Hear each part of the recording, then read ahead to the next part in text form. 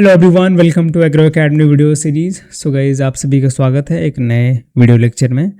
तो आज की क्लास में हम बात करने वाले हैं एक नई स्कीम जो कि है सब मिशन ऑन एग्रीकल्चर मैकेनाइजेशन।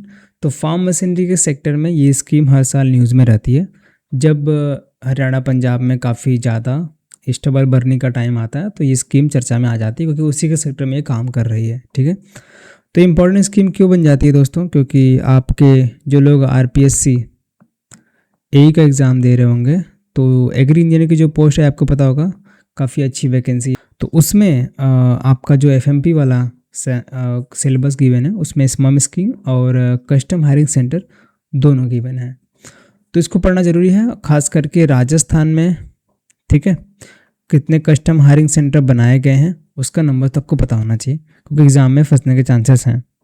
ठीक है, तो इसके बारे में पढ़ना क्यों है? क्योंकि गवर्नमेंट हर साल पैसे अच्छे खासे खर्च कर रही है इस पर और चाहती है कि जो पॉल्यूशन वगैरह हो, स्टबल बर्निंग से जो पराली वगैरह जलाने के कार्यक्रम हो जाता है, अभी जब धान वगैरह कटाई हो जाता है तो जो अवशेष बचता है, उसका जो रेसिड्यू बचता है फार्म पे, उसको फार्मर्स जला देते हैं। क्यों जला देते हैं? क्योंकि भाई जो हरियाणा पंजाब में बहुत बड़े बड़े किसान हैं जिनके पास सैकड़ों एकड़ की ज़मीनें हैं। अब इतने बड़े फार्म पे अगर कोई फार्मिंग किया हुआ है तो जाहिर सी बात है कि अपना इसमें तो कोई ऐसा कुछ खास मटेरियल तो निकल नहीं रहा है, इसकी जड़ों में कुछ खास मिलने वाला है नहीं फार्म किसान को। तो एक तरीके से पैसा बर्बाद ही है। किसान इतने बड़े फार्म पे लेबर का इस्तेमाल करके उसको उखड़वाए और कहीं पे गड्ढे वगैरह में डाल के उसको ठिकाने लगाए। इससे बेटर रहता है भाई कौन लेबर पे खर्चा करे, हमारे पास टाइम कम है, हम एक काम करते हैं, माचिस मारो, जलाओ, ख़त्म करो। तो ये थोड़ा सा दिक्कत कर देता है पूरा हरियाणा पंजाब का जो पोल्यूशन निकल के आता है, जो धुआं वहाँ से उड़ता है ना, वो आके दिल्ली साइड में जमा हो जाता है। और आपने देखा होगा दिसंबर वगैरह टाइम पे बहुत ज़्यादा कोहरा वगैरह हो जाता है दिल्ली में। तो ये सबसे बड़ा प्रॉब्लम है और मेन प्रॉब्लम के कारण मैंने आपको बता दिया कि टाइम का मतलब कि टाइम कम है फार्मर के पास नेक्स्ट क्रॉप लेने के लिए, और उतना इस फालतू चीज़ पे पैसा खर्च करने के लिए उतना पैसा भी नहीं है किसानों के पास। तो गवर्नमेंट क्या करती है कि जो आपके स्टेट हैं, खास करके दिल्ली, हरियाणा, यूपी में सीआरएम स्कीम चलाती है। यहाँ पे क्या होता है? Crop residue management. ठीक है, तो जो क्रॉप रेसिड्यू होता है उसका मैनेजमेंट के लिए सीआरएम स्कीम चलाई गई है। अच्छे खासे पैसे भी खर्च किए गए हैं। कुछ मशीनें आती हैं लाइक फार्म मशीनरीज में कुछ जैसे हैप्पी सीडर हो गया, उसका इस्तेमाल करके किसान क्या करते हैं कि जो क्रॉप रेसिड्यू बचता है उस मशीनरी के द्वारा उसके हल बने होते हैं लाइक बीच में, उसको उखाड़ती है, फिर उसी के क्यारी में उसको दबा देती है, एक तरीके से पूरा मिक्स हो जाता है मिट्टी में। तो वो थोड़ा सा एक लाइक उसको खाद के रूप में कंपोस्ट के रूप में काम करता है, तो किसानों का फ़ायदा हो जाता है। अब देखो इतनी बड़े खेत है भैया, इतना ज़्यादा मतलब महंगी मशीन कैसे करें अफोर्ड? तो उसी के लिए स्मम स्कीम और सीआरएम स्कीम चलाया गया है कि हमारे जो कस्टम हायरिंग सेंटर बनाए जाएं और स्कीम के माध्यम से किसान आसानी से उसको रेंट कर पाएँ और अपने लिए इस्तेमाल कर पाएँ। ठीक है, समझ गए आप लोग इतना? तो गवर्नमेंट क्या बोल रही है कि भाई हम सीआरएम स्कीम चलाएँगे। तो यूनियन गवर्नमेंट ने स्टार्ट किया, किस लिए? Reduce the residue burning. ठीक है, इस रेसिड्यू बर्निंग को रिड्यूस करने के लिए गवर्नमेंट ने स्मम स्कीम और क्रॉप रेसिड्यू मैनेजमेंट टाइप की स्कीम चलाई है। अब देखा क्या होता था कि जो बड़े स्टेट हैं जहाँ पे बड़े क्रॉप उगाए जाते हैं लाइक रिच हैं फार्मिंग में, आपका हरियाणा पंजाब, तो वहाँ के फार्मर जब पराली वगैरह जलाना शुरू कर देते हैं तो बाकी देखा आसपास के जो फार्मर है वो भी अपना ये करना शुरू कर देते हैं। तो यूपी में भी कुछ जगह अभी है लेकिन धीरे धीरे चीज़ें सुधर रही हैं। मध्य प्रदेश भी इसमें शामिल हो गया था, लेकिन अभी के टाइम पे इस सीआरएम स्कीम में मध्य प्रदेश शामिल कर लिया गया है 2023 में। तो ये अच्छा क्वेश्चन बन सकता है सीआरएम स्कीम में के ऊपर कि कौन से स्टेट को हाल ही में इंक्लूड किया गया है इसमें, तो याद रखना है। और 18 से 25 तक की अगर हम बात करते हैं तो 3623 करोड़ रुपए इस स्कीम को दिए गए हैं। किस लिए दिए गए हैं? To provided to promote residue management machinery. जो रेसिड्यू मैनेजमेंट मशीनरीज होती है, जैसे मैंने आपको बताया, हैप्पी सीडर या फिर आपकी एक और मशीन आती है सुपर सीडर। ठीक है, तो ये इतनी लाख मशीनें इस्टेब्लिश की गई हैं अभी तक इन सभी स्टेट में, हरियाणा, पंजाब और मध्य प्रदेश, उत्तर प्रदेश मिलाकर। 2.9 lakh CRM machines like super seeder, happy seeder. ठीक है, कस्टम हायरिंग सेंटर्स बनाए गए हैं 40,000 कस्टम हायरिंग सेंटर सेटअप किए गए हैं पंजाब में, हरियाणा, उत्तर प्रदेश। अब फार्मर के पास इतना पैसा तो है नहीं, तो कस्टम हायरिंग सेंटर उस लोकेशन में बनाए गए हैं जहाँ पे एफपीओ का ग्रुप होता है कि भाई छोटे छोटे किसान भी हैं, उनकी ज़मीनें हैं, तो कुछ ग्रुप के एफपीओ को दे दिया जाएगा, भाई आपके एरिया में ये कस्टम हायरिंग सेंटर, आपको कुछ भी यहाँ पे से लगता है आप रेंट करके लेके जाओ। मैं आगे बताऊंगा कि कौन कौन कितने एकड़ के लिए कितने पर आवर के लिए कितना पैसा देना पड़ता है, आगे मैंने ऐड किया हुआ है। ठीक है, तो काफ़ी अच्छा काम किया है। लाइक आप आसानी से रेंट कर सकते हैं उस मशीन को। और आई थिंक हर एक कस्टम हायरिंग सेंटर के पास डीजल के पंप भी बनाए गए हैं। ठीक है, अब थोड़ा सा इस मम के बारे में बात कर लेते हैं। सब मिशन ऑन एग्रीकल्चर मैकेनाइजेशन, ये आपका RKVY राष्ट्रीय कृषि विकास योजना जो स्कीम है उसका सब कंपोनेंट माना जाता है, सब कंपोनेंट। तो इंपॉर्टेंट क्वेश्चन बन सकता है, ये याद रखना कि मम स्कीम जो है सब कंपोनेंट है RKVY का, जो कि प्योरली फोकस करती है किस पे, आपका फार्म मैकेनाइजेशन पे। ठीक है, तो ये काफ़ी इंपॉर्टेंट चीज़ें बन जाती हैं। इसमें कुछ चीज़ें और ध्यान रखने वाली हैं जो कि इसको इम्प्लीमेंट करता है department of agriculture and farmer welfare, government of India. Main objective क्या है कि जो फार्म मैकेनाइजेशन हो वो एक्सपैंड करे, अलग अलग चीज़ें हो, ड्रोन सेटअप हो, ट्रैक्टर का यूज़ हो, या फिर बाकी जो जैसे हैप्पी सीडर हो, सुपर सीडर हो, इसका इस्तेमाल करें, इसके बारे में अवेयरनेस फैले। एक तरीके से फार्म मैकेनाइजेशन बढ़े हमारे देश में, तो उसको बढ़ावा देना है। और कस्टम हायरिंग सेंटर को भी प्रमोट करना है हमारे इंडिया में, अवेयरनेस फैलाना है, एफपीओ में जाकर ट्रेनिंग वगैरह देना है, सर्टिफिकेट प्रोवाइड कराना है, टेस्टिंग वगैरह करानी है उनकी। तो इंडिया में 4 इम्पॉर्टेंट फार्मर सिंडिकेट ट्रेनिंग और टेस्टिंग लैब बनाए गए हैं। अगर आप एग्री इंजीनियर हैं, आपने वहाँ पे जाकर ट्रेनिंग वगैरह किया होगा, तो उसके बारे में क्वेश्चन पूछा था डायरेक्टली। अगर आपको पता है तो चारों के नाम और कौन सी जगह पे है, कौन से स्टेट में है, उसके बारे में बता सकते हैं आप कमेंट में। ठीक है, की फोकस क्या है कि वही कस्टम हायरिंग सेंटर को प्रमोट करना है to for the share use of machinery, providing financial assistance. तो यहाँ पे पैसे वगैरह भी मिलने वाले हैं। ठीक है, तो फंडिंग शेयरिंग कैसा पैटर्न है इनका, तो जो नॉर्मल स्टेट्स हैं 40% पैसे देती है आपकी यूनियन गवर्नमेंट और 40% देती है स्टेट गवर्नमेंट। ठीक है, और उसके बाद अगर north eastern state, Himalayan state से हैं, तो आपका 90% खर्चा देखेगी यूनियन और 10% स्टेट। अगर आप यूटीज़ की बात करते हैं तो 100% यूनियन गवर्नमेंट इसका खर्चा देखती है, फंडिंग का ये पैटर्न है। ठीक है, अब जो आपका कस्टम हायरिंग सेंटर इस्टेब्लिश हुआ है 14 से लेकर 24 तक, पिछले 10 सालों में ज़्यादातर स्मम स्कीम के अंडर में हुआ है, क्योंकि स्मम काफ़ी पुरानी स्कीम है और काफ़ी जगहों पे पॉपुलर भी है। जो आपका CRM स्कीम है, क्रॉप रेसिड्यू मैनेजमेंट वाली, मेजर जो यही ऊपर के स्टेट हैं, पंजाब, हरियाणा, यूपी, यहीं पे काम कर रही है। ठीक है, कस्टम हायरिंग सेंटर स्मम स्कीम में कौन से स्टेट में है, तो ये आपके 2 स्टेट हैं, पंजाब और आंध्र प्रदेश। तो ये चीज़ें इंपॉर्टेंट बन जाती है, ये याद रखना, डायरेक्टली ऑब्जेक्टिव बनेगा। ठीक है, तो इसके बारे में कुछ मैंने MCQs भी आगे ऐड किए हुए हैं, आपको मिल जाएगा।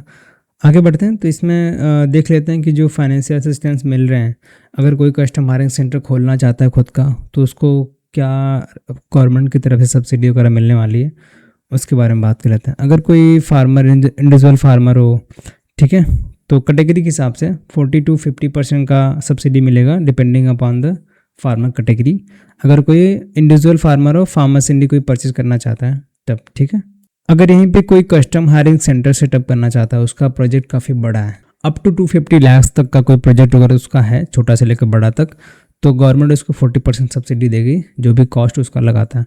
अब बड़े जो कस्टम हायरिंग सेंटर, उसमें पैसे तो लगेंगे भाई, जो भी मशीनरीज वगैरह खरीद के लाएगा, एफपीओ वगैरह कोई भी उसका ग्रुप वगैरह होगा, तो काफ़ी पैसे लगाकर उसको सेटअप करेगा, और सेटअप करने का जो कॉस्ट रहेगा उस पर 40% की सब्सिडी मिल जाएगी। ठीक है, ताकि जो फार्मर्स हैं उसको आसानी से रेंट कर पाएँ। इसमें प्राइवेट और गवर्नमेंट दोनों काम कर रही है। ठीक है, कुछ एफपीओज हैं privately custom hiring centre setup कर रहे हैं, और कुछ जो है गवर्नमेंट उसको रन कर रही है। और यहाँ पे फार्म मशीनरी बैंक्स भी बनाए जाते हैं। ठीक है, to promote the machinery sharing at village level and manage the crop residue.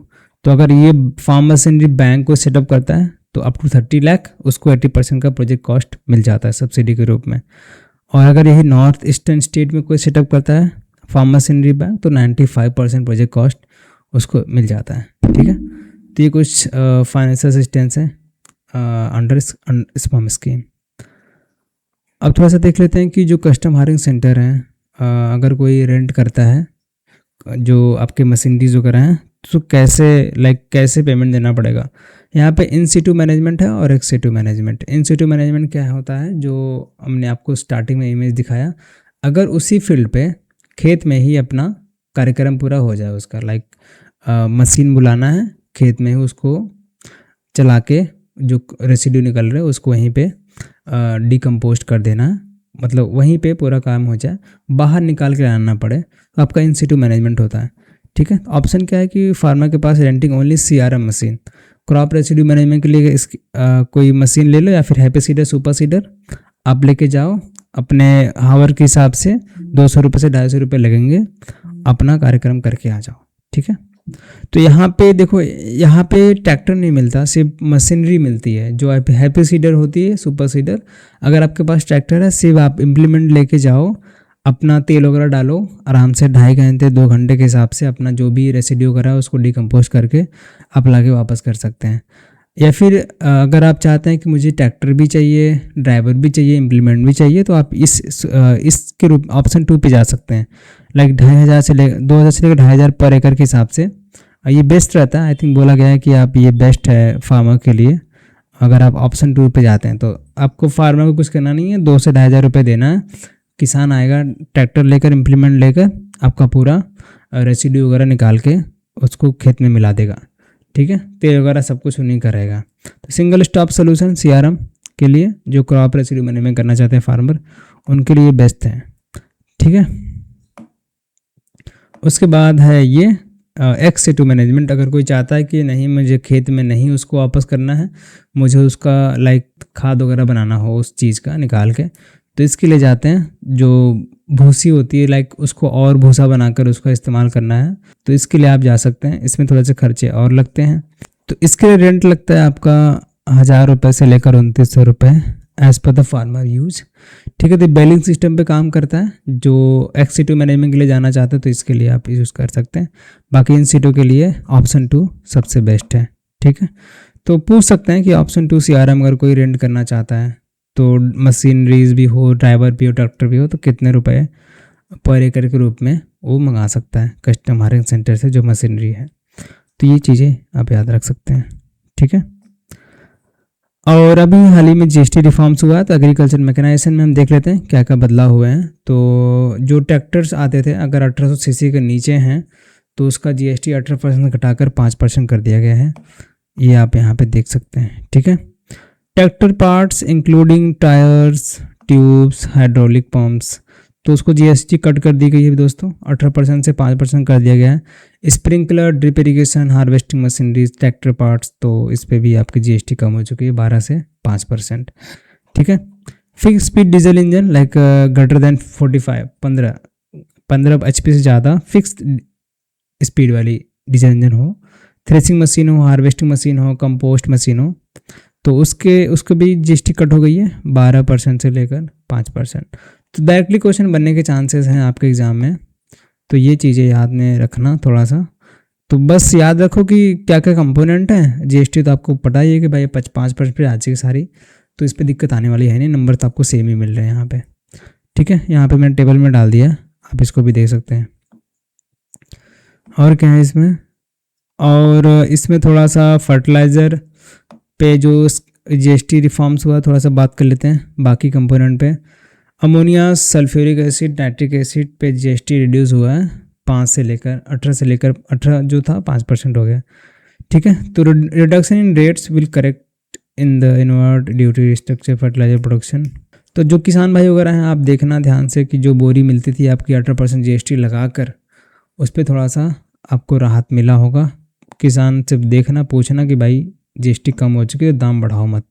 यहाँ पे लाइट जा चुकी है दोस्तों, हम इसको एंड करते हैं। इस वीडियो को ऑफ करके थोड़ा सा आप देख लेना। उसके बाद है fruit and vegetables and food processing sector में प्रोसेसिंग मशीन जो आती थी आपकी prepared preserve vegetables fruit nuts, तो उस पर भी जीएसटी आपका रिड्यूस हो चुका है, यहाँ पे आप देख सकते हैं। तो वही कोल्ड स्टोरेज बूस्ट करना है, आज सस्ते में कोल्ड स्टोरेज मिल जाए, फूड प्रोसेसिंग को बढ़ावा मिले, वैल्यू एडिशन हो, ये सब चीज़ें हैं। डेयरी सेक्टर में आपको दूध और पनीर होते हैं, उस पर अब कोई भी जीएसटी नहीं लगेगी, ये ध्यान में रखना, ठीक है। और GST on butter ghee etc उस पर भी कट ऑफ हुआ है, 12 से 5% पे आ चुकी हैं चीज़ें। जो मिल्क कैंस आते थे उस पर भी जीएसटी कट होकर 5% पे आ चुका है, ठीक है। तो इंडिजिनस डेयरी को प्रोडक्ट बढ़ावा मिले, उसी के लिए काम कर रहे हैं। एक्वाकल्चर सेक्टर में बात करते हैं दोस्तों। जो कोल्ड स्टोरेज आते थे फिश को प्रिजर्व करने के लिए, उस पर भी जीएसटी कट हुआ है, 12 से 5% हो गया। हनी में बात करते हैं तो इसमें भी जीएसटी कट हुआ है 18 से 5%। जो आपके ट्राइबल कम्युनिटीज़ हैं, बी कीपर्स हैं, जो लाइक नेचुरल हनी वगैरह निकालते थे, तो उस पर थोड़ा सा जीएसटी कट ऑफ हुआ है 18% से लेकर 5%। जो नेचुरल हनी थी आपको मिलती थी डाबर वगैरह के, लोग क्लेम करते हैं ना 100% प्योर हनी, उस पर भी आपका 5% से भी जीएसटी अब लगेगा। सोलर पावर्ड इक्विपमेंट पे भी जीएसटी कट हुआ है, 12 से हो गया है 5%, ठीक है। तो कुछ जीएसटी रिफॉर्म्स थे जो एग्रीकल्चर सेक्टर में थे, उसके बारे में आपको बता दिया। यहाँ पे कुछ एमसीक्यूज़ हैं, आप देख सकते हैं। क्वेश्चंस ऑलरेडी वही हैं जो मैंने पीछे पढ़ाया है, आप इजीली इसको आंसर कर सकते हैं अगर आपने ठीक से क्लास देखा है तो, ठीक है। तो ये क्वेश्चन अटेम्प्ट करिए, आपको आंसर के ग्रुप में दे दूंगा। जिनको आ रहा है बेटर है, नहीं आ रहा है भाई दोबारा क्लास देख लो, लेकिन क्वेश्चन आपको आने चाहिए एग्ज़ाम में, ठीक है। तो इस क्लास को यहीं पे एंड करते हैं। जो लोग सीरियस हैं आरपीएससी एई एग्ज़ाम के लिए, उनके लिए बैचेस आ चुके हैं, और ये वीडियो आपका एफओ में भी हेल्प करेगा और नाबार्ड में भी। तो एक बार 2 बार देख लेना, आपका रिवीजन हो जाएगा। इस पीडीएफ को डाउनलोड कर लीजिए टेलीग्राम पे, वहाँ पे लिंक है डिस्क्रिप्शन में, पीडीएफ आपको मिल जाएगा, ठीक है। सो थैंक्स फॉर वाचिंग, मिलेंगे नेक्स्ट क्लास तक के लिए, धन्यवाद।